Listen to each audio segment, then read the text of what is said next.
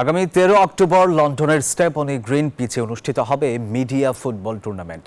4 October শুক্রবার London Bangla press ক্লাবের পক্ষ থেকে এই নিয়ে সংবাদ সম্মেলন অনুষ্ঠিত হয়। এবারের টুর্নামেন্টে লন্ডনের মিডিয়া হাউসগুলো থেকে 7টি এবং মিডল্যান্ডের মিডিয়া হাউসগুলো থেকে একটি সহ মোট 8টি টিম অংশগ্রহণ করবে। প্রতিটি টিমের ম্যানেজার, ক্যাপ্টেন, টিমের কর্মকর্তা, সাংবাদিক, লন্ডন স্পোর্টিফের কর্মকর্তা এবং স্পন্সরদের উপস্থিতিতে ড্রয়ের মাধ্যমে টিমের গ্রুপ নির্ধারণ করা হয়। লন্ডন বাংলা প্রেস ক্লাবের মিডিয়া কাপ সুষ্ঠু এবং সুন্দরভাবে পরিচালনার জন্য সকলের সহযোগিতা কামনা করে বক্তব্য রাখেন লন্ডন প্রেস ক্লাবের সভাপতি মোহাম্মদ জুবায়ের, সাধারণ সম্পাদক Taisir Mahmud, treasurer Saleh Ahmed, senior vice president Tarek Rezaul Karim Mridha, Rupi Amin সহ আরও অনেকেই। এনজিওর কিস্তি প্রথমবার বিকাশ পেমেন্ট করলেই 20 টাকা ইনস্ট্যান্ট ক্যাশব্যাক। বছরের সবচেয়ে বড় এবং আনন্দঘন যে আয়োজন সেটি হচ্ছে মিডিয়া কাপ ফুটবল টুর্নামেন্ট।